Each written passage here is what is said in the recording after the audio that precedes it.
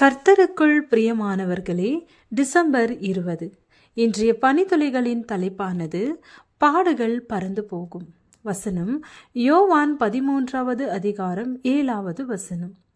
இயேசு அவனுக்கு பிரதியுத்தரமாக, நான் செய்கிறது இன்னதென்று இப்பொழுது நீ அறியாய், இனிமேல் அறிவாய் என்றார்.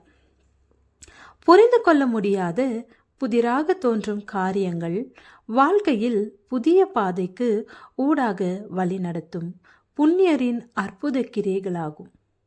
வாழ்க்கையின் பாடுகள் நெருக்கங்கள் மத்தியில் இயேசு கிறிஸ்துவை என் சொந்த இரட்சகராக ஏற்றுக்கொண்டேன். பாவியான என்னை பாவமர கழுவி பரலோக பாதையில் பரபரப்போடு வழிநடத்தி வந்தார். இயேசுவின் பாடுகள் பறந்து போய் பரம சந்தோஷம் இருதயத்தை நிரப்ப மகிழ்ச்சியோடு கிறிஸ்துவின் பிள்ளையாக நடந்து வந்தேன். ஆனால் சடதியாக என் வாழ்க்கையில் திரும்பவும் பாடுகள். இது ஏன்? பதற்றம் ஏன்? என்றெல்லாம் கேள்விகள் மேல் கேள்விகள் கேட்டு இப்புதிய நாட்களுக்கு வந்துள்ளாயா? எவ்வித நோவுமின்றி தாயின் அரவணைப்பிலே அமைதியாக தூங்கி எழுந்த கழுகு குஞ்சின் சௌகரியமான கூடு கலைக்கப்பட்ட போது அதன் உடலில் நோவு எழும்ப ஆரம்பித்தது.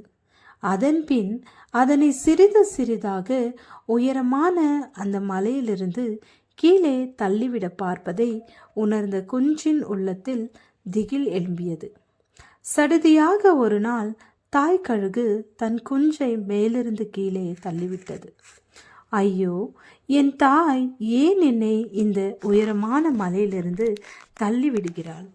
நான் பாதாளத்தில் விழுந்து இறந்துவிடப் போகிறேனே என்று வேதனையோடு கீழ் நோக்கி வந்த குஞ்சு சடுதியாக தான் விழுந்து போய் விடாதபடி தனது தாய் தன் செட்டையில் ஏந்தி திரும்பவும் மேல் நோக்கி எடுத்து செல்வதை உணர்ந்து ஆறுதல் அடைந்து, இப்படியாக பல நாட்கள் தாய் கழுகு செய்யும் போது அந்த கழுகு குஞ்சு தானாகவே தன் தாயை போல் பறக்க ஆரம்பித்தது. தன் தாய் செய்ததை அன்று அறிந்து கொள்ளாத குஞ்சு இப்போது அறிந்து கொண்டு சந்தோஷப்பட்டது. இயேசு கிறிஸ்துவை உன் வாழ்க்கையில் ஏற்றுக்கொள்ளும் போது கழுகு குஞ்சை போலவே உனது வாழ்க்கை அமைந்திருக்கும். ஆனால் நாட்கள் செல்ல செல்ல தமக்குள்ளான விசுவாசத்தில் வேரூன்றி தம்மை போலவே நீ நடக்க வேண்டுமென்று விரும்பும் தாய் கழுகாக இருக்கும் இயேசு கிறிஸ்து இன்று உன்னை பாடுகளின் பாதைக்கூடாக அழைத்து செல்கிறார். எனவே பயப்படாதே, நீ தள்ளப்பட்டு போவதில்லை.